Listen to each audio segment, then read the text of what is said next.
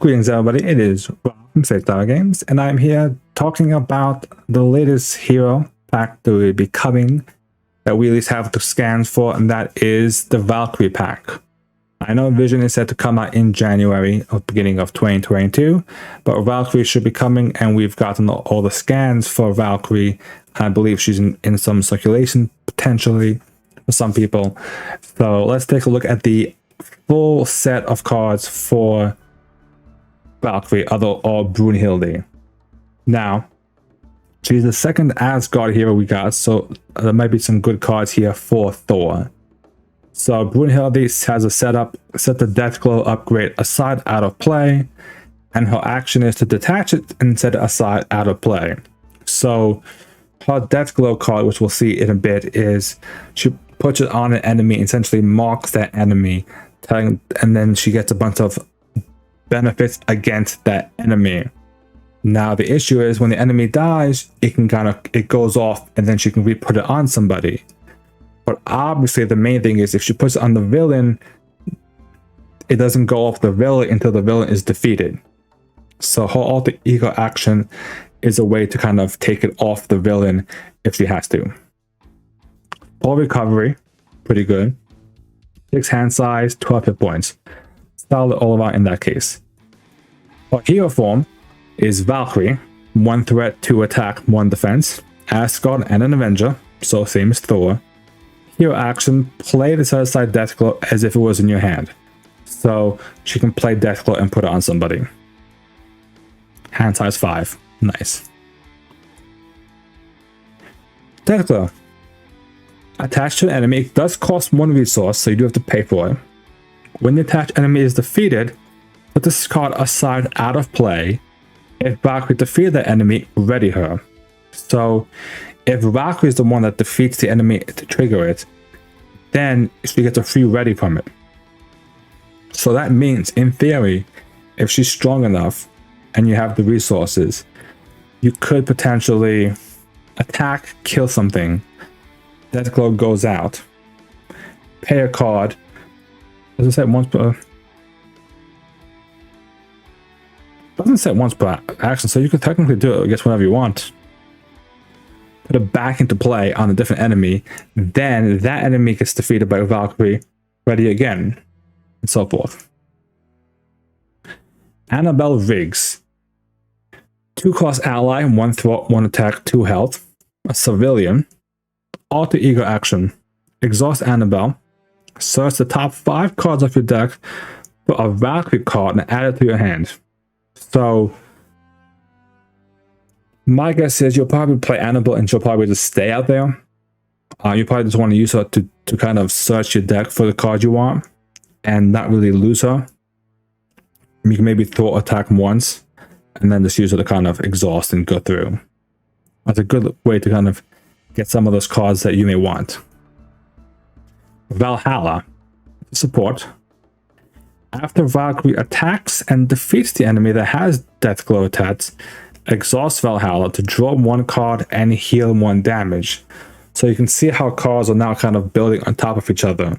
You have where she attacks, she defeats, she exhausts, draws 1, heals 1, can use that card she just drew to play Deathglow again after being readied as well, to potentially go again and attack again and get another ready.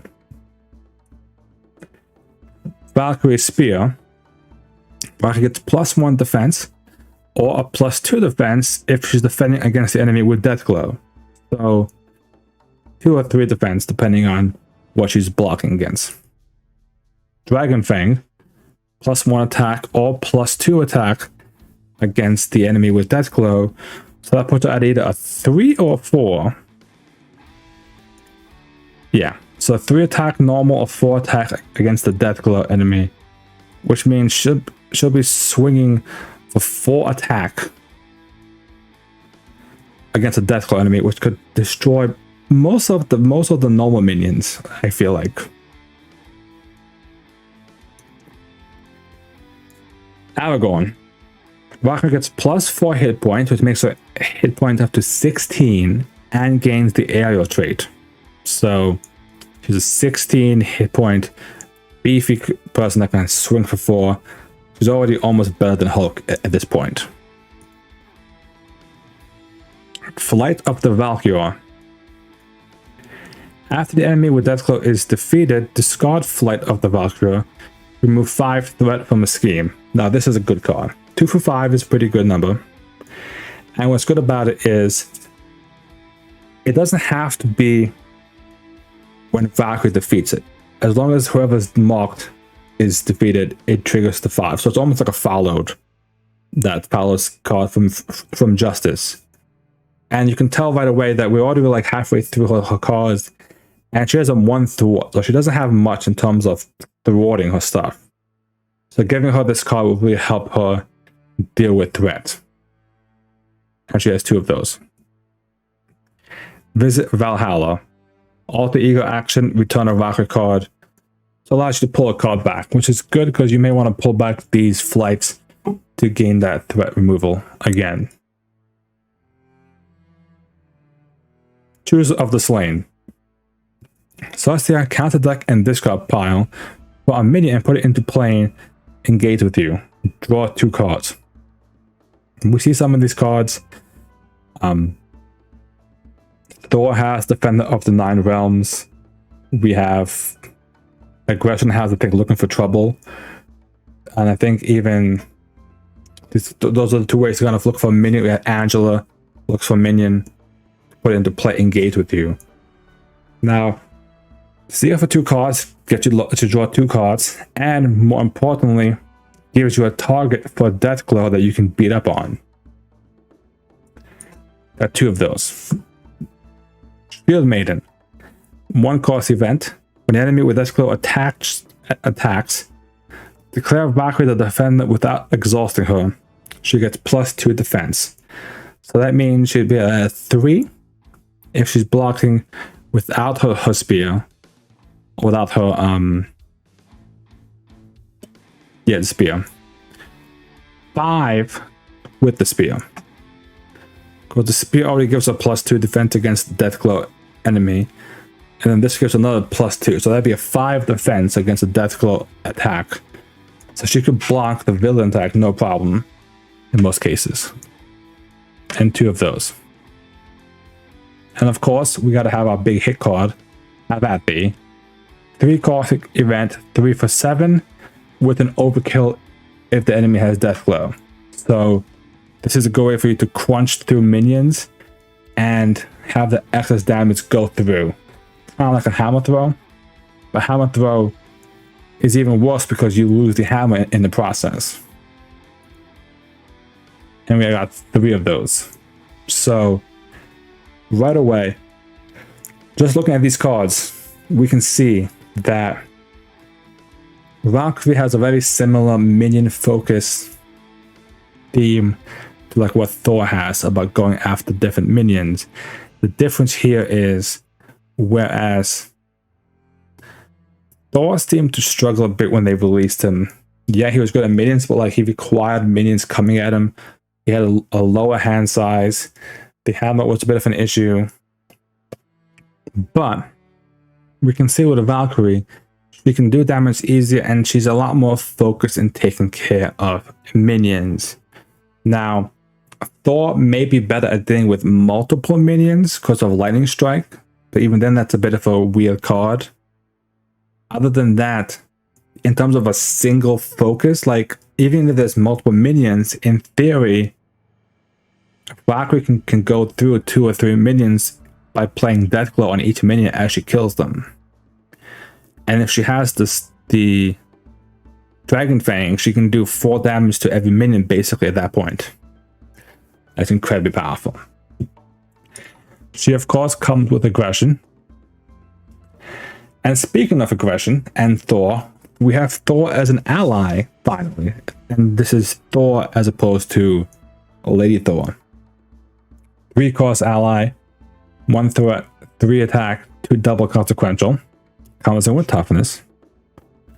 3 and 3 health. When Thor attacks a minion engaged with a player, spend an energy resource.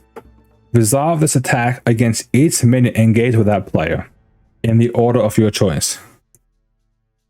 So he can do 3 damage to every minion that is next engaged with the player.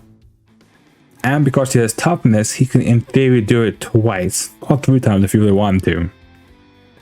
So he attacks, you pay the resource, he thunder hits everything for 3. Attacks, 3, takes his next 2 damage. So that's really good. That's probably better than Lightning Strike, which we just talked about. Lightning Strike requires you to pay multiple resources to even do it. And yeah, it may have better like target range, but essentially for what amounts to 5 resources, I guess, you get 2 3 damage AoEs and the block. Now none of the damage goes to the villain, unfortunately, but if you're playing a minion heavy scenario, I would definitely, and you're playing aggression, I would use this card definitely. We go from Thor to Throg, Puddle Gulp, or as most people probably refer to him, Throg Thor. 2 cost ally, 1 thwart, 2 attack, 2 health. After Throg enters play, give him a tough status if you are engaged with a minion. I'll be honest, this is a really interesting card. One, because obviously aggression likes to have minions out. Valkyrie likes to have minions out. Thor likes to have minions out. And I would see you having a minion out, playing Throg, giving him the tough status, and letting him take a block for you. Just so that you can take a hit. So he blocks, eats it with the tough. Next turn attacks for 2, and then blocks again. So he can be essentially 2 blocks for you, and 2 damage. And not only that, this guy has probably some amazing keywords. Asgard, so you can use team building exercise, which I think most people probably would on Thor and Valkyrie, to get that out. And he's also a guardian, so guardian people can use him as well as another minion to have tough with. So Throg is a really, this might be one of the better aggression allies that we have. And because aggression itself doesn't have much to really kind of like block in sense, they really face tank a lot of stuff sometimes. But they do it on purpose, like, you know, you'll pay for that and stuff like that. Or counterattack. They kind of want you to get punched in the face, but this is a pretty good blocker. Angela, we already have an Angela, but of course it makes sense that she would be in this deck. She fits the same theme. She's a solid one. She can pull in the minion that will allow you to get Throg out with the tough. She's a good ally for this kind of a deck. Hall of Heroes makes sense. I mean, I don't, you know, if you're gonna go after minions, it makes sense to have this card. It's an Asgard card, so you can definitely play it out with team building exercise. But again, depends on scenario if there's enough minions to warrant it. Combat trainings we know of. Quick Strike. Deal damage to an enemy equal to your attack. Now, this one is interesting because you gotta think about what's the best, how much can you really make your attack. Now, I don't think what's it called counts. I don't think if you Dragon Fang, I don't think that counts. But still, like say 3 damage. Or Hulk has 3 damage. I think you can make him a combat train, makes up to 4. So it's like a 2 for 4 maybe. If you're playing a Drax aggression deck, you could go up to 5 with all your Regis counters. Regis counts for 3. Knife is 4. Basic is 5. Combat training is 6. So you can make a 2 for 6 if you're playing like an aggression Drax. That might be worth it. Otherwise, it's a highly situational card. might not see that much play personally. Smash the Problem. Now this one, on the other hand, is going to see a lot of play in my opinion. Exhaust your hero, remove threat from a scheme equal to your hero's attack. A lot of times aggression heroes have an issue moving threat. They may have a 3 attack, but they have a 1 thwart and they have 0 cards in their deck pool that deals with threat. Being able just to exhaust and pop off 2 or 3 threat is great. I mean, this card I think is gonna, I know there are some rounds in the Solo Champions League that this card would have helped me with, definitely. The best defense. 0 cost event. When your hero defends against an attack, it uses its attack instead of its defense. Wow. That's also an insanely good card. Because a lot of times you can have people that are a bit more, you know, a bit more like blockier, and that actually makes them easier to block. Like for instance, I'm just gonna do a quick check. I thought I had it on deck someplace here. Maybe not.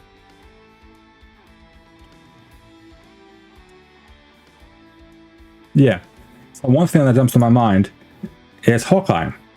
Hawkeye, with his bow, has a 3 attack. However, Hawkeye has a 1 defense. Hawkeye also has 9 HP. Hawkeye is very fragile and a bit weak to take punches to the face. However, this makes it a defense of 3, which is pretty good. But you may not want to defend with Hawkeye because you have Machina and stuff, but otherwise that's a solid card. Audacity makes sense. Off aggressions. The Bifrost. Play only if identity has the Asgard trait. Exhaust the Bifrost, search your deck for an Asgard ally, and play it, paying its cost. Now, I don't know how good this is, I'll be honest. And part of the reason for this being, do we really have enough Asgard-like people? So let's look up Thor. And we're just going to go through what's it called? So how many do we have? Any allies? We have Heimdall. I'm just going through all the allies, see how many allies do we have that actually are Asgardian allies specifically. The only basic ally is Heimdall so far, I believe.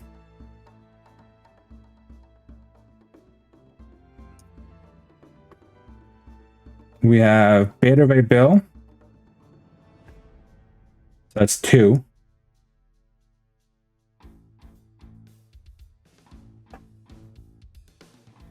It's not looking good. Just saying. Not looking good.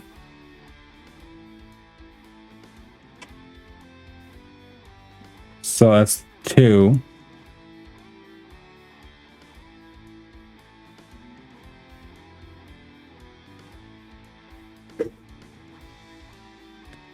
No Justice allies. In the Gretchen you have Angela.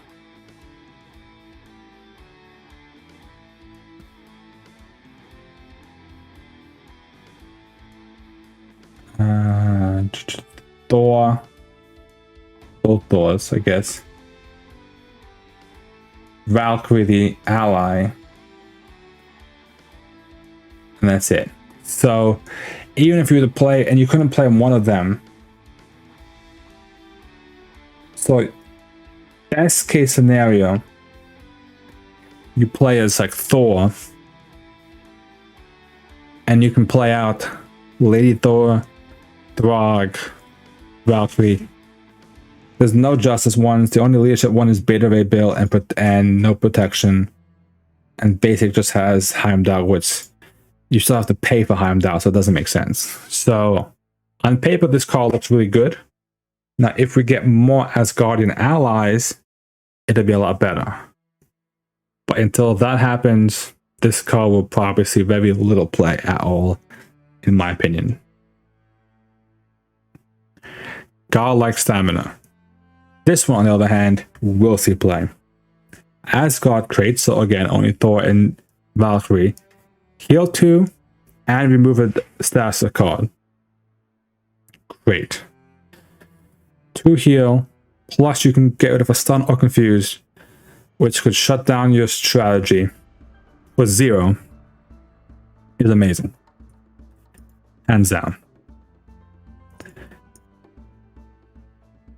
Alright. With that, let's hop on over to her Nemesis set. Trouble in the Otherworld. Valkyrie cannot attack the enemy with Deathglow attached, and you must spend an energy and mental resource to remove it from the game. So it's a one-time thing, kind of like the energy control thing from Spectrum that makes her stop changing her form. She cannot attack whoever has the mark on them, which obviously lowers her deck pool. Now, she could technically get rid of it, but if you flip down to Alter Ego, you may as well pay just to get rid of it from the game. Her Nemesis is Enchantress. Now, I'm not going to go much over the Enchantress cards because they are the exact same cards from the Enchantress encounter set to the T, I think. You have Enchantress, except for the side seam, I think. Hinder 1. Players cannot discard attachments that are attached to friendly characters. Which means until this gets done, you can get rid of the Beguiled, and the Seduces. So 2 Seduce and the Beguiled, same thing that we've seen from the Enchantress set from the Loki encounter. So very similar. Overall, it's just kind of not much of a threat, really. I mean, half the time these don't really do much. So, problem solvers. 4-course event Alliance. Exhaust an Avenger character and a Guardian character. Remove X threat from each scene where X is equal to the combined thwart. So,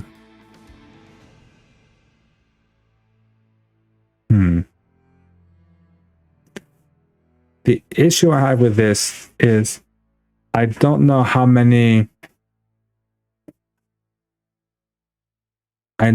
people would actually benefit from this, because you would have to have a lot of, yeah, it's very expensive. Exactly my thought process.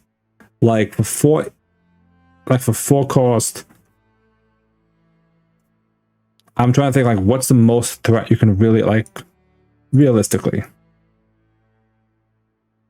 So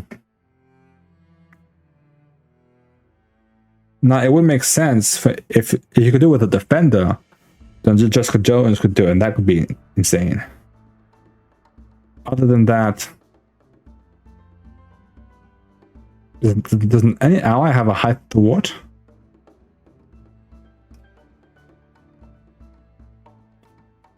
I don't think so, right? I mean, like an average is like it can get like a 2 maybe, and then if you have even if you have like a 3 or 4 thwart, why would you spend 4? This card is, yeah, I think this card is never seen play right now. Side note, I don't know what this guy's face is doing. This guy's face is like, that's creepy. He might be a Skrull. I'm not lying. He's a scary face. Leadership training. 1 cost support, 2 counters. Alter Ego action to exhaust this, remove 1 counter. Choose a leadership event in your discard pile and shuffle into your deck. That's better. That's a good way especially if you're playing some of those leadership event cards like Blades of Glory, you lead from the front, get ready, make the call, those kind of cards. Just having it back in your deck would be good. You also have Black Panther that can do that stuff as well. So like Black Panther, the ally, I should say. So this one might see play in leadership decks. The other one, no. Anticipation.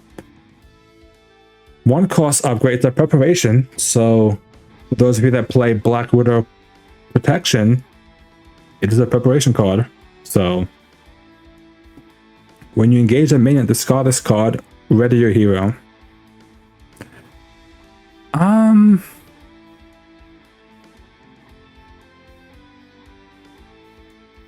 I guess.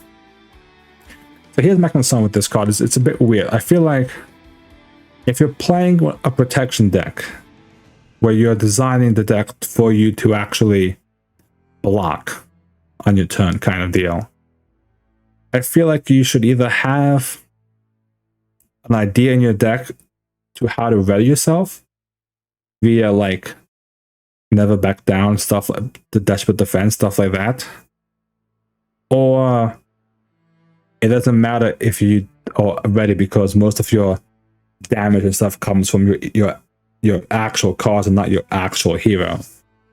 So readying yourself isn't that big of a deal. But because this is a very hit or miss card, depending on the encounter set, you have the hope a minion comes into play to engage you and you get a free ready. That being said, for those that do play Black Widow Protection, this is going to be a good card in my opinion, because it lets you ready, does the damage if you're in thing. If you're blocking, I think Sin Suit, I forget the Sin Suit interaction. It's been a while since I've played Black Widow. I think Black Widow, doesn't she have what's her suit does? Oh, her suit readies herself anyway, so never mind. Same thing. But might see some play. Cosmic Alliance. 3-cost event.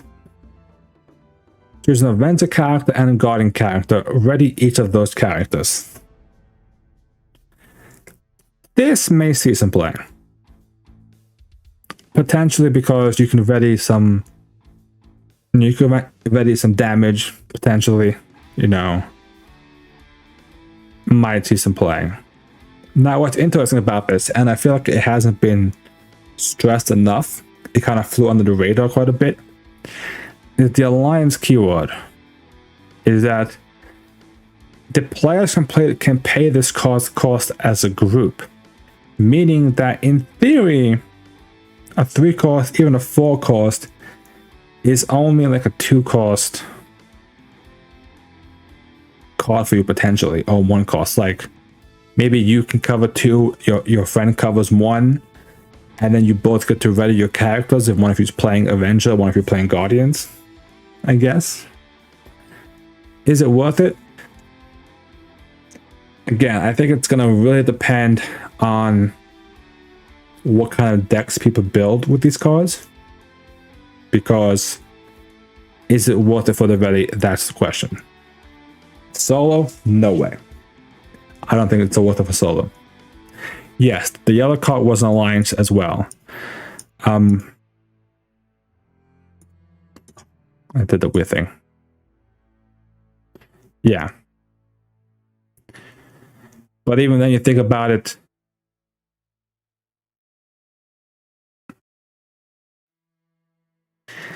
So, like, you gotta think about what's...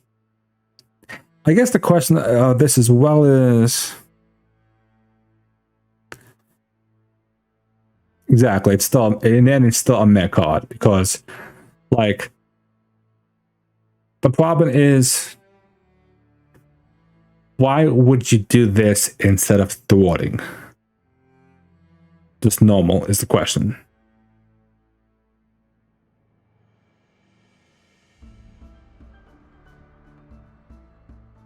Oh, wait a minute. I missed the keywords here. Hold on. Reset this card. Remove X threat from each scheme. Okay. That's a bit different. That's a bit different now. So now you're potentially doing like even like say 4 or 5 threat from every scheme in play. That's might see some play now. Okay. That being said, if there's too many schemes in play, something's probably going wrong to begin with. Let's be honest. But by the way, one thing that comes to mind is this could be a good, say you're playing Wrecking Crew, right? Wrecking Crew has 4 schemes plus the main scheme. Even if you do only 4 threat, that would be a total of essentially 20 threat off the board with this one card. Is that worth it? Maybe at that point? Potentially. This could be see play in like a Loki maybe. Loki has a lot of side schemes in his deck. So that could work. Same with like potentially